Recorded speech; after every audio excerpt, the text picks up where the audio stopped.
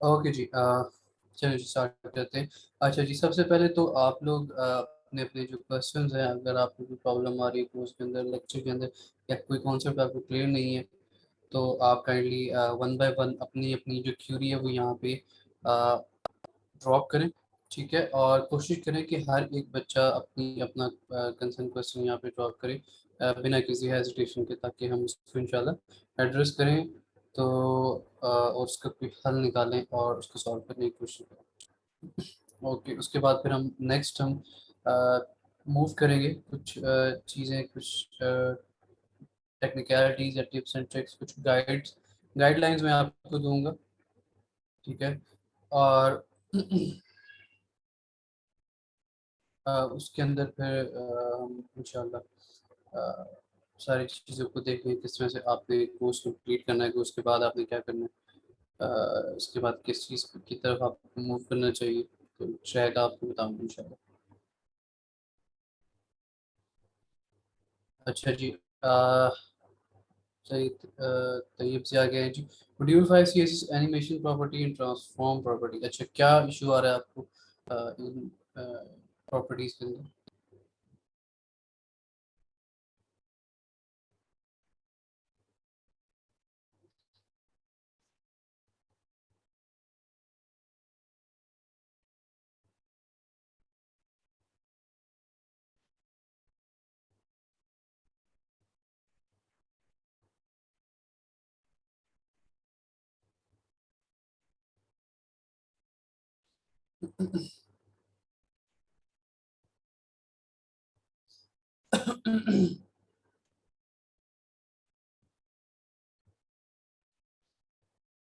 अच्छा,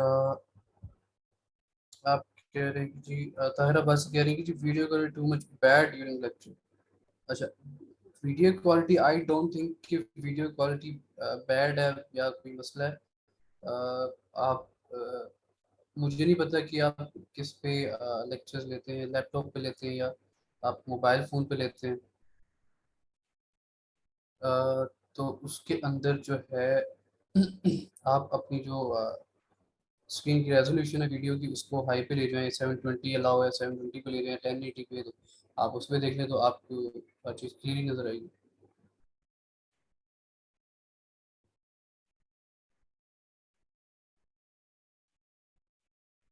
अच्छा, सैयद हम तैयब तैयब कह रहे हैं जी मैस्ड अप हो रहा है।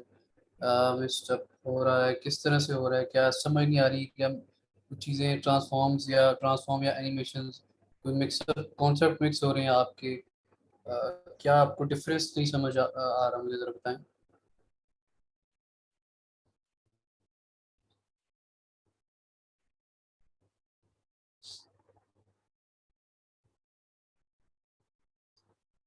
अच्छा, ताहिरा कह रही है कि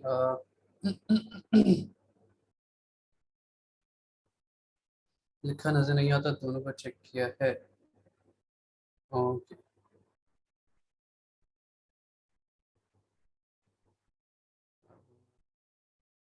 अब इसका तो जो हल है, अब हम मेरे पास तो, जब मैं ओपन करता हूँ, अगर अपना लेक्चर मैं देखता हूँ तो अ,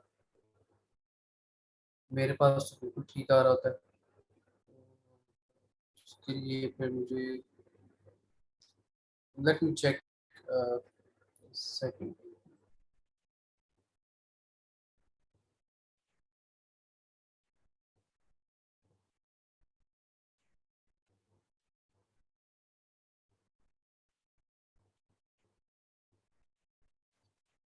अच्छा, फ्रंट एंड कोर्स की क्या बेनिफिट है, बेनिफिट क्या होगा? अ, अच्छा, ये बेनिफिट की मैं आपको एंड पे हम डिस्कस करेंगे सारा। तो पहले हम ये चीज़ें डिस्कस कर लेते हैं। तो अच्छा, can I unmute deliver my question easily? हाँ जी, कर लिया unmute। अस्सलाम वालेकुम। वालेकुम सलाम। सर क्या हाल है आपका, ठीक है? ठीक ठाक, शुक्र अल्लाह का। सर मुझे इशू ये आ रहा है ना कि जो आप रेजोल्यूशन की बात कर रहे हैं वीडियो क्वालिटी की, वो मैंने हाई करके चेक की हुई है, ठीक है। जब जी हम जी वर्किंग स्टार्ट करते हैं ना तो सही नजर आ रहा होता है, लेकिन वर्किंग के दौरान क्या होता है कि वो एकदम से ना डिम हो जाता है। और डिम इसका होता है कि वो जो जैसे कोडिंग जो लिखी हुई है ना HTML से, कि जो वो बहुत मतलब ऐसे लगा हुआ जैसे वो मिट गए हैं। और वो बिल्कुल, मैंने फिर कल इसको लैपटॉप की स्क्रीन में बड़ा करके देखा कि वहां पर भी इजी नजर आया, लेकिन वहां पर भी काफी देर तक वही चीज वहां भी चलती रही है। उसके बाद फिर जाके खुद ब खुद वीडियो क्वालिटी थोड़ी बेटर हुई है और वो ठीक हुआ है। लेकिन फिर आज भी मुझे सुबह बहुत इशू आया और फिर लेक्चर दरमियान में काफी देर ब्रेक हो गया, और वो दोबारा जो है ना वो लोड हो ही ना, और उसमें एरर जी देना जी। शुरू कर दिया उसने। और फिर मेरा तो काफी टाइम इसमें इसी चीज में खत्म हो गया, फिर मेरे पास टाइम नहीं मिला आगे बल्कि लेक्चर को कंटिन्यू करने का। तो अच्छा वैसे हम वर्किंग हैं और हमारे पास टाइम इतना कम होता है, दूसरा मैंने कोर्सेज इतने सारे इकट्ठे ले लिए। तो अच्छा ये काफी, हाँ ये सारे मैंने आपसे क्वेश्चन किया कि फ्रंट एंड और वर्डप्रेस का, इसलिए कि अगर दोनों एक ही चीज है तो हम एक को कंटिन्यू करें दूसरे को छोड़ दें, अगर आप काइंडली समझा दें मुझे तो। अच्छा, ये बहुत अच्छा क्वेश्चन है आपका। वर्डप्रेस और आप फ्रंट एंड या कोडिंग की तरफ आते हैं या वर्डप्रेस की तरफ जाते हैं? ठीक अच्छा, है मैंने तो लारावेल भी ले लिया, मैंने फ्रंट एंड भी ले लिया, वर्डप्रेस भी ले अच्छा। लिया, जी जी। एंड्रॉइड भी ले लिया। अब मुझे ओह, समझ सारे आते हैं, मुश्किल कोई भी नहीं लगता, कर ओके सारा ओके। रही हूँ। जी जी। लारावेल भी मैं, लारावेल से थोड़ा सा नीस मजे का लगा। जी कुछ जी। उनके सर, जो उनका सर का कन्वेइंग जो मेथड था वो कुछ मुझे पसंद नहीं आया, और बाकी आप सबका बहुत पसंद आया है। बट ये कि कुछ जी वीडियो क्वालिटी का इशू आ रहा है, कुछ ये इस तरह की चीजें हैं जो डिस्टर्ब कर रही हैं। दूसरा इस चीज, इस जो वे ऑफ टीचिंग था इससे मैं नो हो नहीं थी पहले, मैं दूसरा जो था हम डायरेक्ट टीचर से इंटरेक्ट से वे से पढ़ा है हमने। जी तो जी। ये थोड़ा सा समझने में प्रॉब्लम हो रही थी, इसलिए मैंने अनम्यूट भी करवाया था कि मैं अपनी जी जी। जो क्वेश्चन है उसको इजीली डिलीवर कर सकूं आपको। जी जी। Thank you sir. ओके, आप जी मैं आंसर। आपको बताता हूँ कि फ्रंट एंड और वर्डप्रेस के अंदर डिफरेंस मैं आपको समझाता हूँ थोड़ी देर तक, जब हम बात करेंगे सारी चीज़ें की, तो उसके अंदर मैं आपको बता देता हूँ, समझा देता हूँ सारा कुछ, थैंक यू ठीक है। Sir, no at the end issue. हम पहले कुछ यहाँ पे हमारे पास तैयब है, इनको मैं कुछ प्रॉपर्टीज समझा दूँ सी एस एस की, तो फिर मैं उस पर बात करता हूँ, ठीक है। थैंक यू, कोई इशू नहीं है, ठीक है, थैंक यू। चलिए, थैंक यू सो मच। अच्छा जी, तो तैयब कह रहे हैं। अच्छा माइक पे, अच्छा ऑन कर लें आप माइक। अस्सलाम वालेकुम सर। वालेकुम अस्सलाम, क्या हाल है तैयब? अल्लाह पाक का शुक्र सर, आप सुनाएं। शुक्र अल्लाह का। ठीक है। अच्छा सर, मुझे ये इशू आ रहा है कि प्रॉपर्टीज़ में अगर थोड़ी और हमें स्लाइड्स की तरह मतलब समझाया जाए। पहले एक स्लाइड बनी हो, उसमें जो चीज़ आप लेक्चर समझा रहे हो उसका हम्म। प्रॉपर सिंटेक्स लिखा हो, सिर्फ स्लाइड अच्छा। हो, मतलब जैसे आम स्लाइड्स चलती हैं आपको पता हो पावर पॉइंट में या इस तरह। तो जी जी। मतलब फ़र्ज़ करें हम जैसे 3D ट्रांसफार्म या 2D ट्रांसफॉर्मेशन कर रहे हैं या एनिमेशन का कुछ कर रहे हैं, तो यस पहले यस। सिर्फ हमें सेंटिक्स के साथ, थ्योरी के साथ समझाया जाए, देन प्रैक्टिकल साथ किया जाए। जब इन जी मुझे पहले प्रॉब्लम नहीं हुई, लेकिन ये जब से एनिमेशन वाली प्रॉपर्टी स्टार्ट हुई है ना, मॉड्यूल ओके। 5 और मॉड्यूल 6, तो यहाँ पे बहुत ज़्यादा वो मेस्ड अप हो जाता है जब साथ आप कर रहे हो। हालांकि मैं पहले लेक्चर लेता हूँ देन परफॉर्म करता हूँ, लेकिन ठीक है। यहाँ पे 6-7 लेक्चर दोनों मेरे बहुत ज़्यादा लैग कर रहे हैं। जो ये वाला ना एनिमेशंस वाला, इसमें तो ज़्यादा प्रॉब्लम आ रहा है, तो ये मैंने थोड़ा लीव कर दिया, मैं उस पे चला गया हूँ 6 वाले पे। ठीक है ठीक है। अच्छा, आप एक काम किया करें, हम आप कह रहे हैं कि जी स्लाइड्स होनी चाहिए या थ्योरेटिकल हमें पहले सारा कुछ बताया जाए या सिंटेक्स वगैरह हमें बताया जाए उसका, ठीक है। तो पहले तो ये बात क्लियर कर दूं कि जो सिंटेक्स है वो आप लेक्चर से भी ले सकते हैं। आप, मैं समझ सकता हूँ कि आपका क्या कंसर्न है कि पहले सारा डिफरेंस बता दिया जाए, उसके बाद परफॉर्म कीजिए, ठीक है। तो अब इसका जो बेहतरीन हल है वो आपके एंड पे है, ठीक है। ये सारे स्टूडेंट्स से मेरी गुजारिश है कि आप कोई लेक्चर लेते हैं, लेट्स सपोज आपने ट्रांसफॉर्म की प्रॉपर्टी पढ़ी या एनिमेशन की प्रॉपर्टी पढ़ ली है, उसको आपने कोड में प्रैक्टिस भी एक दो दफ़ा कर लिया है, तो उसके बाद अब आपके माइंड से वो चीज़ चली जाती है। अब आपको ये नहीं पता होता कि एनिमेशन बेसिकली क्या करती है और ट्रांसफॉर्म की प्रॉपर्टी क्या करती है, ठीक है। अब ये क्या रीज़न होती है कि आप उसको रिसर्च नहीं कर पाते, ठीक है। आपसे एक रिक्वेस्ट ये है कि जब आप लेक्चर कोई भी लेते हैं, कोई भी टॉपिक पढ़ते हैं, अभी जावास्क्रिप्ट आएगी उसके अंदर, जितने भी हम टॉपिक कवर करेंगे, तो आपसे एक रिक्वेस्ट ये है कि आप लोग उसको करने के बाद गूगल पे सर्च किया करें, ठीक है।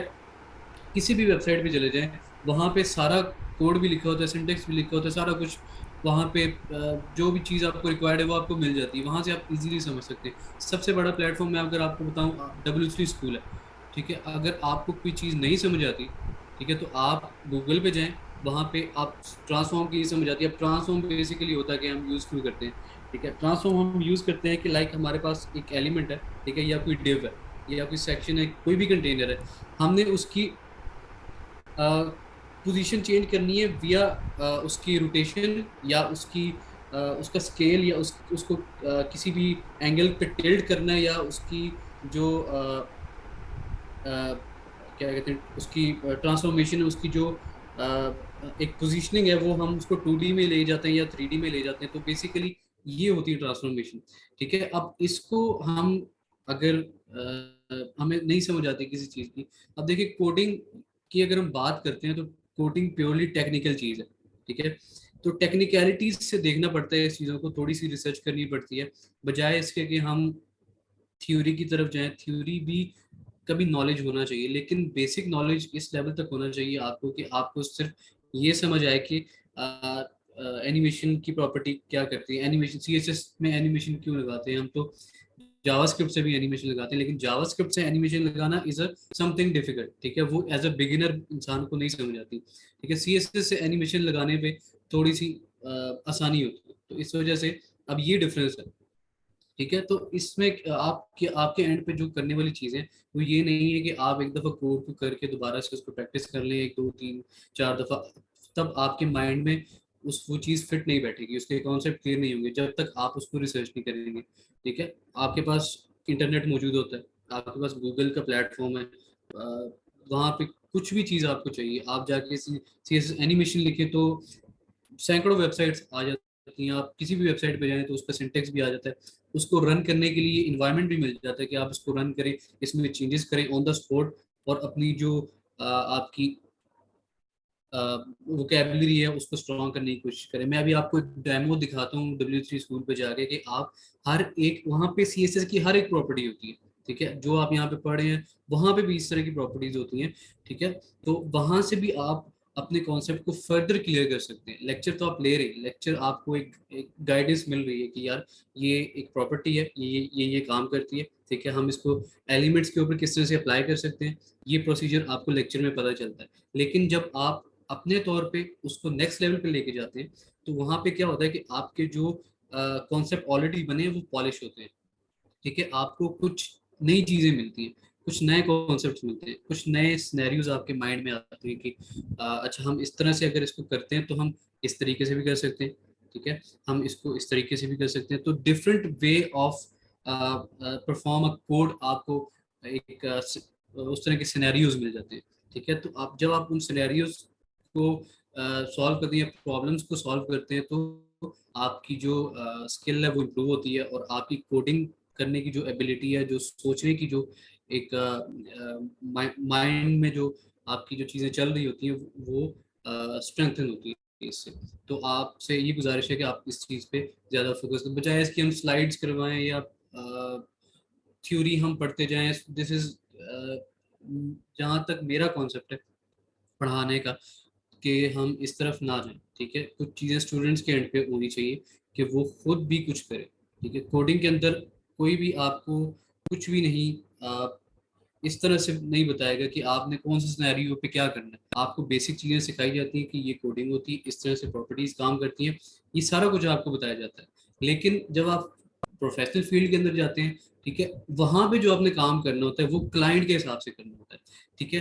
चीज़ें आपको क्लियर है, ठीक है, आपको पता है कि पोजीशन क्या होती है CSS के अंदर, ठीक है, आपको पता है कि फ्लेक्स बॉक्स क्या होता है CSS के अंदर, आपको पता है कि मीडिया क्यूरीज क्या होती है CSS के अंदर, लेकिन उनको अप्लाई करने का स्टाइल डिफरेंट हो जाता है, पैटर्न डिफरेंट हो जाता है, सिनेरियो डिफरेंट हो जाता है, ठीक है।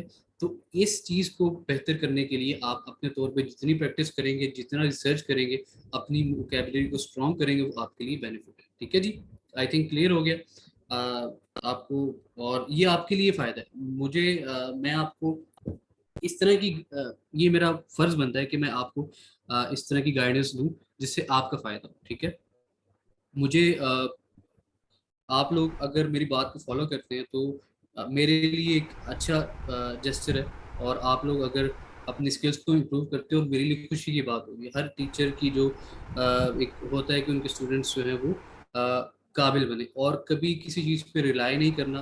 प्रोग्रामिंग के अंदर, इस फील्ड के अंदर, ठीक है, आपको, आप अगर किसी प्रोफेशनल सॉफ्टवेयर हाउस में भी जाते हैं, मेरी ये बात याद रखिएगा हमेशा, सारे सुन रहे हैं, जब आप किसी सॉफ्टवेयर हाउस में जाते हैं, ठीक है, कहीं पे इंटर्नशिप के लिए जाते हैं, लेट्स सपोज आप इंटर्नशिप के लिए जाते हैं, आपने कोर्स कर लिया, आपके कॉन्सेप्ट्स क्लियर है सारे, आप इंटर्नशिप के लिए जाते हैं कि मैं इंटर्नशिप करूं, काम करूं, थोड़ा सा सीख लूं, ठीक है। अब हमारे पास भी लोग इंटर्नशिप के लिए आते हैं, बच्चे इंटर्नशिप के लिए आते हैं, हम उनको इंटर्नशिप करवाते हैं। अब हम कैसे उनको लेके चलते हैं, ठीक है, हम हर एक चीज़ उनको नहीं बताते, ठीक है। क्यों नहीं बताते?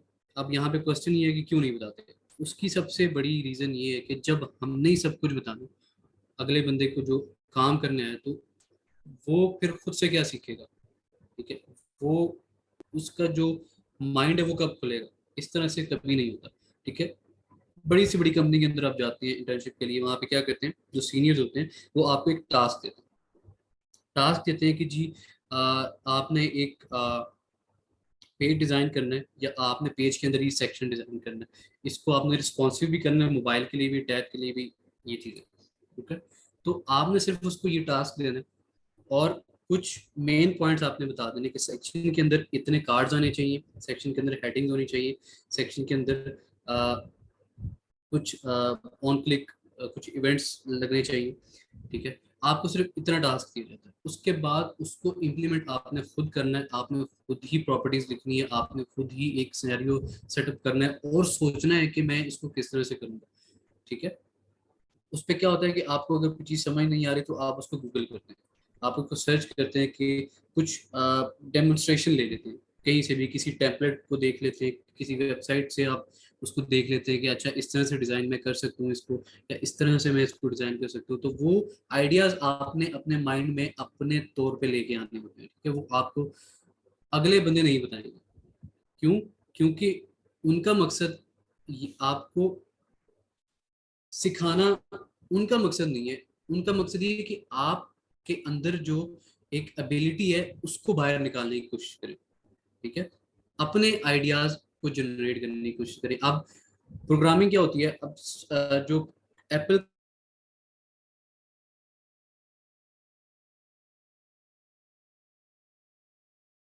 के को फाउंडर स्टीव जॉब्स, उसने कहा था कि जी हर बंदे को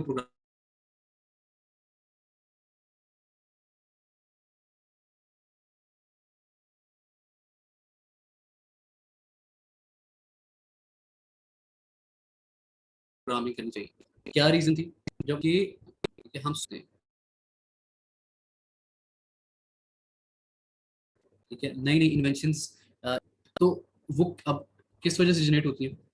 मेरी आवाज़ आप लोगों को आ रही है? Okay, I think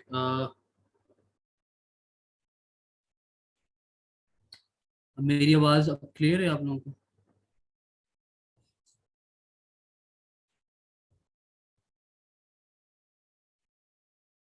okay, let me try to.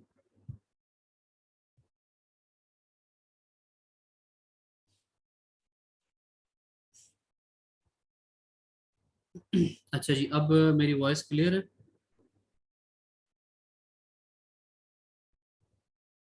Okay जी, डन। अच्छा, तो ये चीज़ें आप अपने तौर पे भी कर सकते हैं, ठीक है जी। आई होप आप लोगों को समझ आ गई होगी जो मैंने आपके साथ बात की है। तो अपनी जो वोकेबलरी है उसको स्ट्रॉन्ग करने की कोशिश करें, अपने तौर पे जितनी प्रैक्टिस रिसर्च कर सकते हैं वो आप करें, ठीक है। तो नेक्स्ट हम क्वेश्चन ले लेते हैं। क्वेश्चन किस किस का आ रहा था? अच्छा, अच्छा, बेनिफिट्स का एक क्वेश्चन आया था ताहिरा की तरफ से, और वर्डप्रेस या कोडिंग की डिफरेंस उन्होंने पूछा था। वो मैं आपको बताता हूँ, ठीक है। अच्छा जी, सो जो सबसे मेजर डिफरेंस होता है कि लोग वर्डप्रेस की तरफ क्यों जाते हैं या कोडिंग की तरफ क्यों आते हैं। तो सबसे बड़ा जो एक रीज़न ये होती है कि कुछ लोग होते हैं जिनको कोडिंग नहीं पसंद, जिनको कोडिंग नहीं आती, वो नहीं कर कर पाते। ये ज़रूरी नहीं है कि कोई बंदा नहीं कर सकता, हर बंदा कर सकता है। जब एक 9 साल की बच्ची एक iOS ऐप डेवलप कर सकती है तो अ, क्यों 20 22 साल 25 साल का इंसान क्यों नहीं कर सकता। ठीक है, 9 साल और 25 साल में बहुत बड़ा डिफरेंस होता है। ठीक है? लेकिन बात ये है कि किससे नहीं हो पाता, उसको नहीं समझ आती, वो बोर होता है कोड करने से, या उसके अंदर वो सोचने की एबिलिटी नहीं होती, एबिलिटी होती है लेकिन उसको यूटिलाइज नहीं कर पाता वो। तो वो क्या करता है, वो चाहता है कि मैं वेबसाइट्स बनाऊं, मैं वेबसाइट डिज़ाइन करूं, ठीक है, बिना कोडिंग के। तो वो उसके लिए एक फ्री प्लेटफॉर्म है जहाँ पे वो फ्रीली वेबसाइट्स को डेवलप कर सकता है थ्रू ड्रैग एंड ड्रॉप। ठीक है, तो उसको कोडिंग लिखनी ही नहीं पड़ती। वो क्या करता है, सिंपली वर्डप्रेस पे चले जाता है। वर्डप्रेस पे कि मैं भी वर्डप्रेस पे काम मैंने किया हुआ है, मैंने भी वेबसाइट्स बनाई हुई है वर्डप्रेस के ऊपर। ठीक है, तो वहाँ पे सिंपल चीज़ें हैं सारी, उसमें कोई आपको मसाइल नहीं आते, कोडिंग में कुछ एरर नहीं आते उस तरह के, या आपको मोबाइल रिस्पॉन्सिव नहीं करनी पड़ती चीज़ें। आपने एक वेबसाइट बना दी है, वो ऑटोमेटिकली मोबाइल रिस्पॉन्सिव भी होती है। ठीक है, थोड़ी बहुत सेटिंग उनकी करनी पड़ती है, लेकिन उसमें ज़्यादा आपको मेहनत नहीं करनी पड़ती, इन अदर वर्ड्स हम कह सकते हैं। ठीक है, लेकिन प्रोग्रामिंग तो एक अनलिमिटेड फील्ड है। ठीक है, वर्डप्रेस को हम किसी हद तक लिमिटेड कह सकते हैं। ठीक है, उसके अंदर प्लगइन्स होते हैं, थीम्स आपको मिल जाते हैं।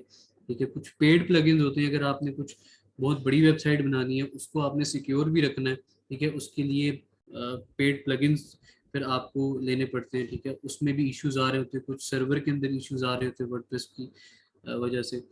तो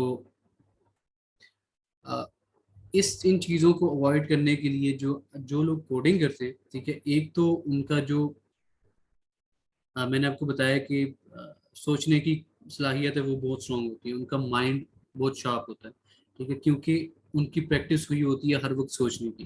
ठीक है, वो नए नए आइडिया सोचते हैं, वो प्रॉब्लम से निकलने की कोशिश करते हैं। ठीक है, तो ये एक डिफरेंस है। और कोडिंग के अंदर अब सिर्फ HTML CSS या जावास्क्रिप्ट या बैकएंड की कोई भी लैंग्वेज, हम बात कर लेते हैं पाइथन की। ओके, आवाज नहीं आ रही, अभी आ रही है कि नहीं आ रही दोबारा से?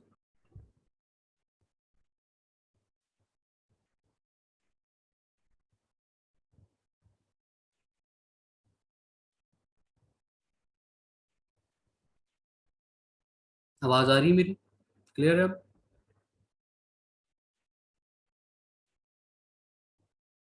Okay, done. अच्छा, मैं बात कर रहा था कोडिंग की। अब हम आज का दौर देखें या आज से कोई 10 साल पहले का अगर हम दौर देखें, तो चीज़ें कहाँ से, अब हम फेसबुक की बात कर लेते हैं। ठीक है, अब अब काफ़ी सारे सिनेरियोज आ रहे हैं माइंड में कि why you should choose coding and why you should choose WordPress. ठीक है, अब मार्केट के अंदर हम कंपनीज की, बड़ी बड़ी कंपनीज की अगर हम बात करते हैं, बड़ी बड़ी इंडस्ट्रीज, सॉफ्टवेयर हाउसेज की हम बात कर लेते हैं, वहां पे जो काम होता है, ठीक है, वो बहुत बड़े बड़े प्रोजेक्ट्स पे काम हो रहा है, वो डेटा एनालिटिक्स पे काम हो रहा होता है, डेटा साइंस पे काम हो रहा होता है। ठीक है, वो AI के ऊपर काम हो रहा होता है। ठीक है, तो अब अगर हमने उस लेवल तक जाना है, ठीक है, हमने अपनी जो स्किल्स हैं उनको उस लेवल तक पहुंचाना है कि हम किसी मल्टीनेशनल सॉफ्टवेयर के अंदर हम काम करें, हम नेटसोल तक जाएं, हम डेवसिंक तक जाएं, हम सिस्टम्स तक जाएं।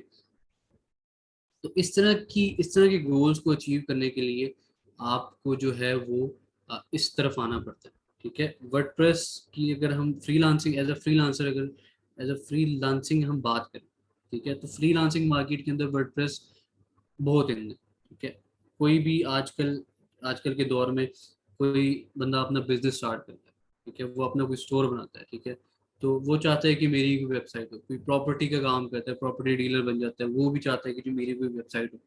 ठीक है, जिसके ऊपर मेरा सारा जो डाटा है वो पड़ा हो, पोर्टफोलियो मेरी वेबसाइट हो, तो ताकि लोगों को पता चले कि ये वेबसाइट, किसी ने छोटा मोटा ई कॉमर्स स्टोर बनाना है अपनी प्रोडक्ट्स को डिस्प्ले करवाने के लिए, जस्ट लिस्ट करने के लिए, तो वो क्या करते हैं जी, वो किसी डेवलपर को हायर करते हैं एज अ फ्रीलांसिंग कोई पोस्ट करते हैं, तो वहाँ से वो किसी भी फ्रीलांसर को उठा के अपनी वेबसाइट जो है वो विद इन 2 और 3 डेज वो एक वेबसाइट बनवा लेते हैं। ठीक है, तो वर्डप्रेस इतना मुश्किल नहीं है, आसान है, लेकिन मेरे नज़दीक आई डोंट प्रेफर वर्डप्रेस। ठीक है, अगर आपको कोई पोर्टफोलियो वेबसाइट चाहिए, आपको ऐसी वेबसाइट चाहिए जिसमें आपको कोई डाटा नहीं है, या ऐसी वेबसाइट चाहिए, इन अदर वर्ड्स कह लें कि आपके पैसे नहीं पड़े उसमें, ठीक है, पैसे आने जाने का कोई उसमें सिनेरियो नहीं है, तो आप वर्डप्रेस कर लें, आप वर्डप्रेस पे वेबसाइट बना लें। ठीक है, मैंने खुद बनाई हुई है। ठीक है, और वो पोर्टफोलियो वेबसाइट होती है। ठीक है, दूसरी अगर हम कोडिंग की तरफ आए, तो अगर अब जो हमारी जो PFTP की वेबसाइट है, PFTP की वेबसाइट की जो हम बात करें, अभी ये वेबसाइट पहले तो जो ऑलरेडी अभी चल रही है, जो पब्लिक है, जहाँ से आपने इनरोल किया हुआ, ये लारावेल के ऊपर बनी हुई है, PHP के ऊपर। ठीक है, इसका फ्रंट एंड बैक एंड दोनों लारावेल PHP के ऊपर बना है।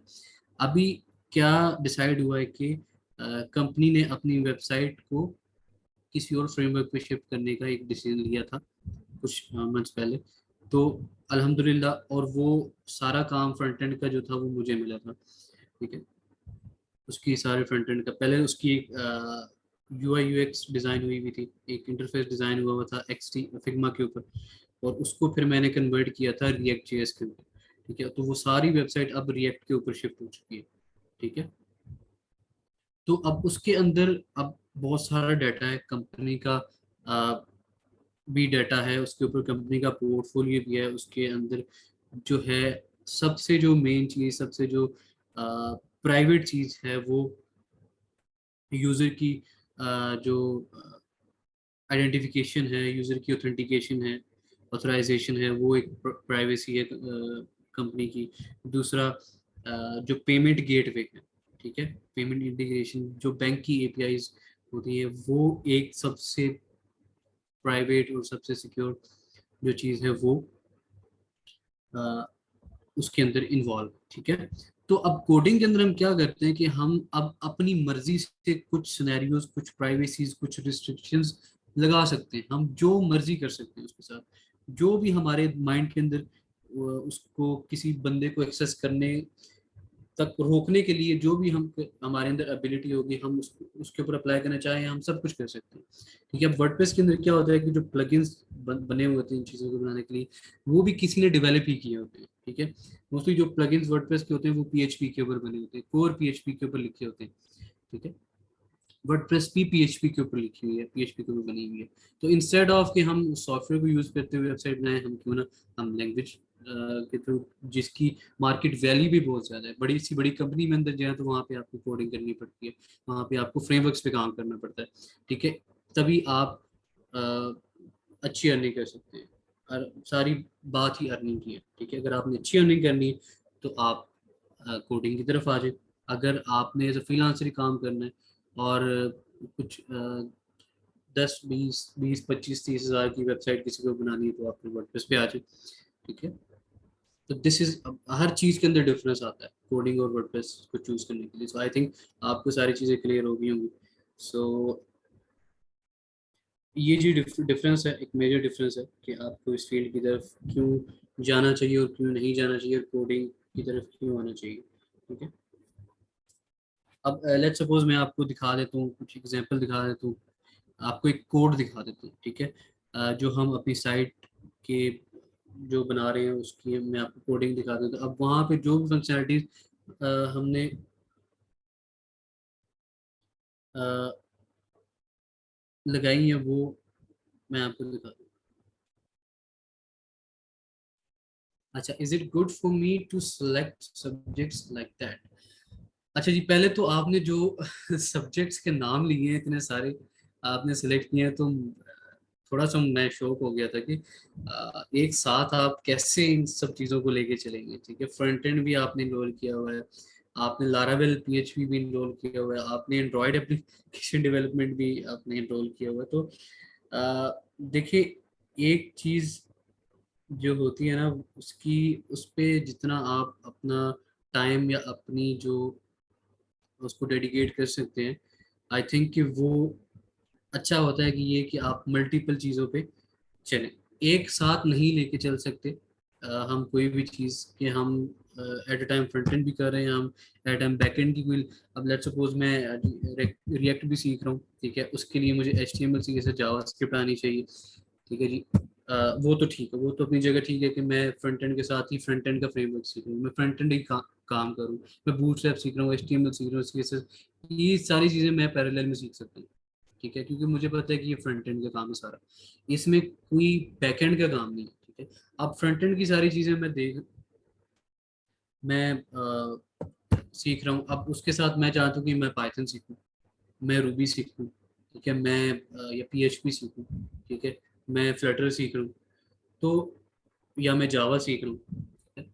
तो अब इन दोनों चीज, ये दोनों ही बहुत बड़ी चीज़ है, ठीक है, या तो फ्रंट एंड को सीख सकते हैं या तो बैक एंड को सीख सकते हैं विद एट अ टाइम, ठीक है। या तो आप इस तरह कर सकते हैं कि पहले आप फ्रंट एंड कर लें, फिर बाद में आप बैक एंड कर लें, फिर उसके बाद आप एंड्रॉयड एप्लीकेशन डेवलपमेंट में चल जाएं, फिर उसके बाद आप iOS डेवलपमेंट में जा सकते हैं। तो एक टाइम, एक स्पेसिफिक टाइम तक, टेन्योर तक आप एक चीज़ को लेके चलेंगे, ठीक है, ताकि आपकी जो कॉन्सेप्ट्स हैं वो मिक्स ना हो, आपको एक चीज़ वो ना हो कि आप फ्रंट एंड कर रहे हैं साथ बैक एंड भी करें, आपको कभी फ्रंट एंड की समझ नहीं आ रही, कभी बैक एंड की समझ नहीं आ रही, तो ये चीज़ें जो होती है वो मैस्ड क्रिएट होता है। तो एक चीज़ को लेके चलें।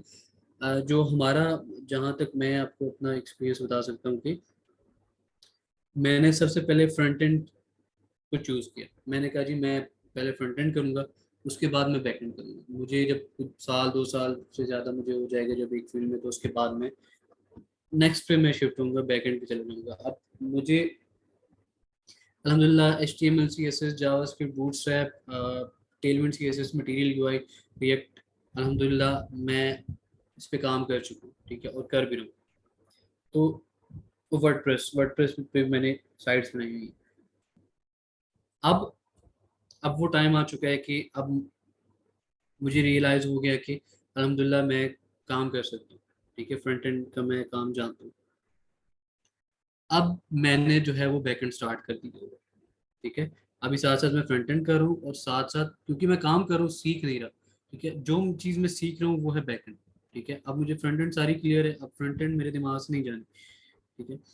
अब मैंने सीखना स्टार्ट किया है बैक एंड, अब मैं रूबी ऑन रेल्स पे शिफ्ट हो रहा हूँ अल्हम्दुलिल्लाह, ठीक है। तो एक टाइम दे, कुछ टाइम दे एक चीज़ को, उसके बाद दूसरी चीज़ पे जाए। एट अ टाइम अगर आप करते हैं तो आई आई डोंट थिंक कि उस तरह से आपकी ग्रोथ होती है। एक चीज़ पे फोकस करें, उसको लेके चलें, ठीक है। तो उसके जब आपको पता चल गया कि मुझे अब ये चीज़ें आती हैं, मैंने काम किए कर दिया हुआ इसके ऊपर, अब मैं बैक एंड की तरफ शिफ्ट हो जाता हूँ, ठीक है। लोग 3-3 साल 4-4 साल बैक एंड पे काम करते हैं, उसके बाद फ्रंट एंड में जाते हैं, 3-3 4-4 साल फ्रंट एंड पे काम करते हैं, उसके बाद बैक एंड पे जाते हैं। सो इस चीज़ को अगर आप में कुछ करने की सलाहियत है, चाहे आप फ्रंट एंड डेवलपर भी हैं, तो आपको अच्छी ना अच्छी जॉब मिल जाएगी, ठीक है। ये बात नहीं होती कि आप कि जी मैं सारा कुछ ही इसमें कर लूँ, ऐसे नहीं होता, ठीक है। तो एंड्रॉयड एप्लीकेशन डेवलपमेंट एक बहुत बड़ी चीज़ है, फ्रंट एंड डेवलपमेंट बहुत बड़ी चीज़ है, बैक एंड डेवलपमेंट बहुत बड़ी चीज़ है। तो इनको सीखने के लिए बहुत टाइम चाहिए, एक चीज़ को सीखने के लिए भी बहुत टाइम चाहिए, ठीक है। 3 मंथ चाहिए, 3 मंथ ऑलमोस्ट चाहिए एक चीज़ को भी सीखने के लिए आपको, उसके बाद इम्प्लीमेंटेशन का वो प्रोसेस अलग है। अच्छा, बैकएंड नहीं, बैकएंड क्या मतलब sir, after course react JS सीखनी चाहिए या बैकएंड सीखना चाहिए? आपको रिएक्ट जेएस सीखना चाहिए, ठीक है। रिएक्ट के बगैर आपने बैकएंड पे नहीं जाना, आपने रिएक्ट करनी है, ठीक है। रिएक्ट जेएस आपको सीखनी है, बूटस्ट्रैप सीख लें और रिएक्ट सीख लें, उस पर काम करें, और जब आपकी जो उसके कॉन्सेप्ट सारे क्लियर हो जाएंगे, और जब आप काम करेंगे आपको रिएक्ट आ जाएगी सारी, क्योंकि रिएक्ट के अंदर आपने रिएक्ट अगर आपने करनी है तो आपको HTML आनी चाहिए, आपको CSS आनी चाहिए, आपको बूटस्ट्रैप भी आनी चाहिए, आपको जो है जावास्क्रिप्ट भी आनी चाहिए, ठीक है। तो ये चीज़ें कर लें और रिएक्ट पे शिफ्ट हो जाएं, रिएक्ट पे काम करने के बाद उसके बाद बैकएंड पे शिफ्ट हो जाएं। सैलरी की अगर हम बात करें, अगर back and front end developer दोनों की, तो ऑलमोस्ट सेम होती है, ठीक है, इतना मेजर डिफरेंस नहीं होता, सेम होती है। अगर डेटा साइंटिस्ट की बात करें उसकी ज़्यादा सैलरी होती है क्योंकि वो नेक्स्ट लेवल पे काम कर रहा है, ठीक है। एआई वाले बंदे की बात करें तो उससे ज़्यादा होती है, वो एक अलग से बहुत वास्ट एक फील्ड है उस पे, वो वहाँ पे डिफरेंस है। Front end back and web developers की जो सैलरी होती है वो हमेशा अ, एक दूसरे के सेम ही होती है, तो इसमें कुछ कंफ्यूजन की ज़रूरत नहीं होनी चाहिए आप लोगों को। क्योंकि बैक एंड नहीं, ताहिरा आप क्या कहना चाह रही हैं?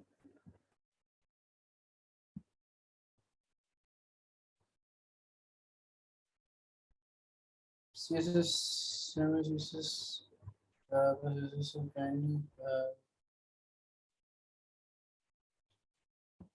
बता दें। CSS फ्रेमवर्क, अच्छा CSS जो फ्रेमवर्क की अगर हम बात करते हैं तो फ्रेमवर्क्स के अंदर जो आजकल जो ज़्यादातर यूज़ होते हैं वो बूटस्ट्रैप यूज़ होती है, ठीक है। बूटस्ट्रैप के साथ साथ जो है वो बुलमा यूज़ होती है। ज़्यादातर लोग बूटस्ट्रैप को प्रेफर करते हैं, या टेलविंड CSS जो है वो आजकल बहुत ज़्यादा यूज़ होती है आजकल, जो है बहुत ज़्यादा यूज़, मटीरियल डिज़ाइन वगैरह भी यूज़ होते हैं, ठीक है। तो ये बेसिकली क्यों फ्रेमवर्क्स का मतलब क्या होता है, ठीक है। फ्रेमवर्क एक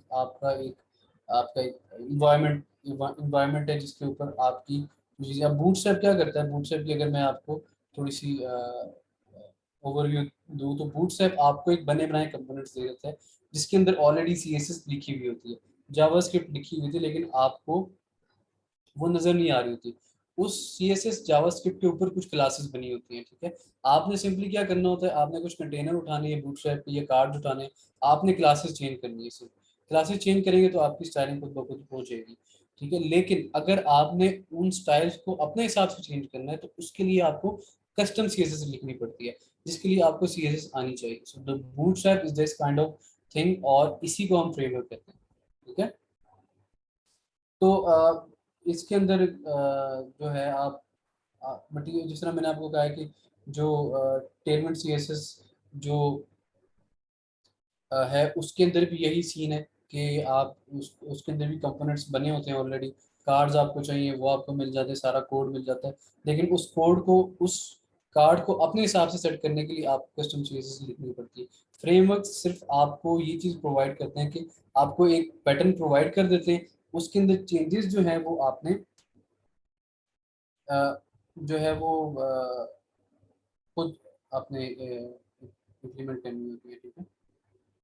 अच्छा जी, मैं एडमिशन नहीं लिया। अच्छा ताहिरा, मुझे समझ नहीं आ रही आप ने क्या कहा है, ज़रा इलेबोरेट करने पाएंगे?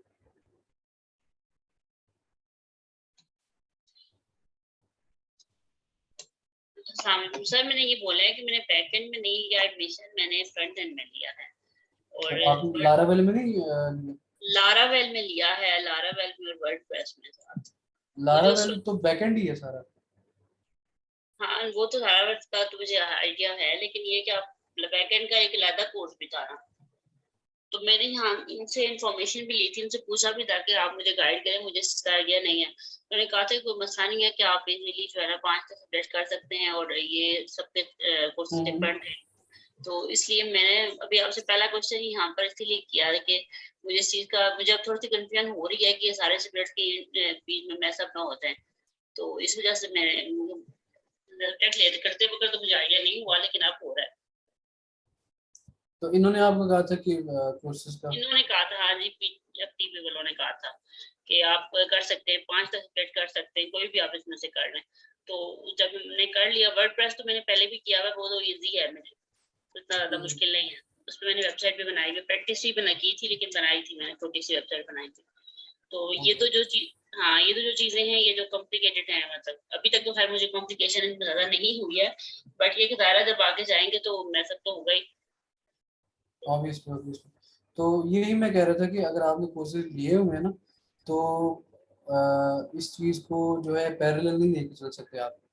तो एक चीज़ पे फोकस रहें, तो उस पर ही आप काम करें, तो वो एक अच्छी चीज़ होती है। दो चीज़ें नहीं पैरेलल में चल सकती। नहीं तो क्या ऐसा नहीं हो सकता कि हम ये सब्जेक्ट स्किप कर दें, कुछ सब्जेक्ट अभी स्किप कर दें, कुछ को हम आगे नेक्स्ट बैच में ले चलें? ऑब्वियसली कर सकते हैं वो, आप उनको कॉल कर लें, उनसे पूछ लें कि अगर हम ये अपने कोर्सेज जो हैं वो अगर नेक्स्ट बैच में शिफ्ट करना चाहते हैं, ऐसे कर सकते हैं तो ऐसे कर लें। हाँ, क्योंकि सारे मतलब बकौल आपकी जो बात आपने अभी समझाई है और जो बातें मेरी क्वेरीज मेरे माइंड में हैं, तो उनको देख के ही लग रहा है कि हमें प्रॉब्लम होगी आगे जाके। यस ऑब्वियसली मैंने आपको बताया कि एंड्रॉयड ऐप डेवलपमेंट बहुत बड़ी चीज़ है, वेब डेवलपमेंट बहुत बड़ी चीज़ है, इनकी लैंग्वेजेस बहुत ज़्यादा बड़ी बड़ी चीज़ें, बहुत कॉन्सेप्ट हैं इनके। तो आप अगर आपके ख्याल से बेटर क्या रहेगा कि अगर हम 2 सब्जेक्ट इनको अभी रखें सीखने या के लिए बहुत टाइम चाहिए, ठीक है। इसके साथ फ्रंट एंड के साथ या किसी और के साथ क्या होना चाहिए? एक को सीखने के लिए बहुत टाइम चाहिए, तो आवाज ब्रेक हो रही है आपकी बहुत ज्यादा। जी आवाज ब्रेक हो आपकी रही आवाज़ है नहीं आ आपकी। रही। अच्छा, मेरी आवाज़ ब्रेक हो रही है। जी जी। अच्छा, मैं देख लेता हूँ। ओके, अब ठीक है। हाँ जी, अब बेटर हो गया।